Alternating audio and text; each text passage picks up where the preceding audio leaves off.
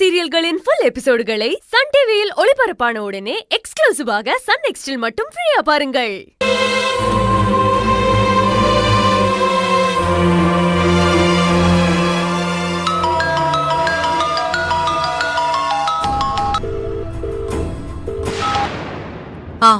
கீதா சொல்லு. என்ன கையில், நான் சொன்ன விஷயத்தை யோசிச்சு பாத்தியா? எழில் விஷயத்துல என்ன முடிவு எடுத்திருக்க? அவனை விட்டு விலகிறது தான் அவனோட வாழ்க்கைக்கு நல்லது. ஏய், உனக்கு என்ன பைத்தியம் பிடிச்சிருக்கா? எழில் இல்லாம உன்னால எப்படி வாழ முடியும்? அது எனக்கு தெரியல. ஆனா என் எழில் உயிரோட இருக்கணும்னா நான் அவனை விட்டு விலகிதான் ஆகணும். என்னடி நீ சொன்னதே சொல்லிட்டு இருக்க? என்னமோ தெரியல, அவன் விஷயத்துல நான் ரொம்ப சென்சிட்டிவ் ஆயிட்டேன். ஜாதகம் எல்லாம் பொய்ன்னு சொல்லி என்னால அதை தூக்கி எறிய முடியல. அவன் கால்ல சின்னதா ஒரு முள்ளு குத்துனாலே எனக்கு உயிரே போற மாதிரி வலிக்கும். இதுல என்ன கல்யாணம் பண்ணிக்கிட்டா அவன் உயிருக்கே ஆபத்துன்னு தெரியும் போது எப்படி என்னால ரிலாக்ஸ்டா இருக்க முடியும்? என் அப்பாவோட இழப்பையே இப்ப வரைக்கும் என்னால தாங்கிக்க முடியல. எழில் வாழணும், அதுக்காக நான் என் காதல தியாகம் பண்ணிதான் ஆகணும். நானும் எழிலும் சேர மாட்டோங்கிறது ஏற்கனவே எழுதப்பட்ட விதி. அதனாலதான் எங்களுக்கு இடையில இப்போ தீபிகான்னு ஒருத்தி வந்திருக்கா. மண்ணாங்கட்டி, உன் அத்தையோட வில்லத்தனத்துக்கு விதியை குறை சொல்லாத. எழில் பாவுண்டி, அவர் உன்னையே நினைச்சு வாழ்ந்துட்டு இருக்க மனுஷன். அவரை அவாய்ட் பண்ண உனக்கு எப்படி மனசு வருது? ஒரு சமயம் அவர் உன்னை விட்டு விலகி போனப்போ உனக்கு எவ்வளவு வலிச்சுது? அந்த வலியோட ரணம் என்னன்னு தெரிஞ்சும் நீ அந்த வலி அவருக்கு கொடுக்கணும்னு நினைக்கிற பாத்தியா? ஒழுங்கு மரியாதையை இந்த ஜாதகம் ஜோசியம் இதெல்லாத்தையும் தூக்கி தூர வீசிட்டு நடந்த எல்லா உண்மையும் எழில் கிட்ட சொல்லி சீக்கிரம் அவரோட பொண்டாட்டி ஆகிற வழிய பாரு. ஏய், உனக்கு புரியலையா? ஏய், ரொம்ப யோசிச்சு உன் வாழ்க்கையை நீயே குழப்பிக்காத. ஃபியூச்சர்ல அது அப்படி ஆயிடுமோ இது இப்படி ஆயிடுமோன்னு ஓவர் திங்கிங்க விட்டுடு. இருக்கிற இந்த சின்ன வாழ்க்கையில பெரிய பெரிய சந்தோஷத்தை பார்த்துட்டு போயிடணும்டி. புடிச்சவனை கட்டிக்கிறது தான் பொண்ணுங்களுக்கு பெரிய சந்தோஷம். அதை இழந்துடாத. போய் எழில் கிட்ட பேசு, நான் வைக்கிறேன்.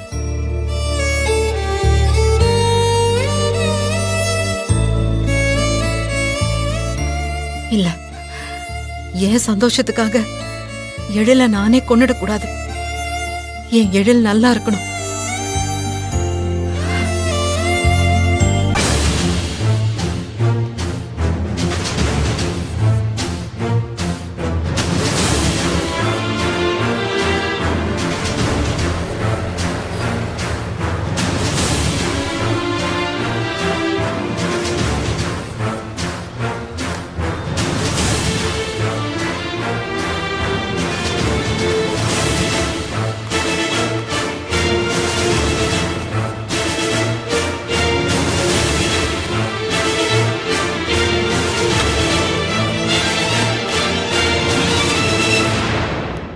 Hi.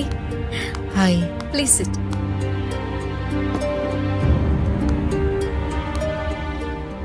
Okay, என்ன சாப்பிடுறீங்க? இல்ல, ஒண்ணும் வேண்டாம். ஏதாச்சு வேண்டாம் வேண்டாம். Cold coffee? வேண்டாம். Excuse me. இல்ல, சொல்லுங்க மேடம். இன்னொரு காஃபி. ஓகே. இல்ல இல்ல, பரவாயில்ல. ஓகே, சரி. இப்போ நான் உங்களை எதுக்காக இங்க வர சொன்னேன்னு தெரியுமா? எனக்கு எழில பத்தி எல்லாமே தெரிஞ்சுக்கணும். என்னோட எழில பத்தி என்ன சொல்றதுன்னா, எக்ஸ்கியூஸ் மீ, நிச்சயம் வேணா உங்க கூட நடந்திருக்கலாம், பட் கல்யாணம் ஏன் கூட தான். எழில் ஏன் கழுத்துல தான் தாலி கட்ட போறாரு. ஏன்னா எழிலோட அம்மாவுக்கு என்னதான் பிடிச்சிருக்கு. எழில் என்னுடைய புருஷன். சோ அது உங்க மனசுல ஆழமா பதிய வைங்க கயல். அப்பதான் என்னுடைய எழில் அப்படிங்கிற வார்த்தை உங்க வாயில இருந்து வராது. நானும் ஹர்ட் ஆகாம இருப்பேன். சரி, நீங்க எழில பத்தி சொல்லுங்க. எழில் என் கூட இருக்கும்போது எனக்கு எங்க அம்மாவோட கருவறையில இருக்கிற மாதிரி இருக்கும். அவன் என்ன அவ்வளவு பத்திரமா பாத்துப்பான். அவன்கிட்ட கோவம், வெறுப்பு, விரக்தின்னு எதையுமே மறைக்கவே தேவையில்லை. வெளிப்படையா இருக்கலாம். தனக்கான மனுஷங்களை அவன் என்னைக்குமே விட்டு கொடுக்க மாட்டான். எழிலுக்கு எப்பவுமே நீயா நானாங்கிற ஈகோவே கிடையாது. அந்த செல்ஃப் ரெஸ்பெக்ட் அவனுக்கு ரொம்ப முக்கியம். அப்புறம் மனசுக்கு பிடிச்சவங்க கண் கலங்கனா அது அவனால தாங்கிக்கவே முடியாது. அவனுக்கு மனுஷங்களை நேசிக்க மட்டும்தான் தெரியும். ஒரு பிரச்சனைனா ஒதுங்கி போற மனுஷங்களுக்கு மத்தியில அந்த பிரச்சனையை நான் சரி பண்ணிட்டேன்னு அவன் பாசிட்டிவா வந்து முன்னாடி நிப்பான். அதே மாதிரி பொண்ணுங்க அழுத அவனுக்கு பிடிக்காது. என்னை இது வரைக்கும் அவன் கண் கலங்க விட்டதில்லை.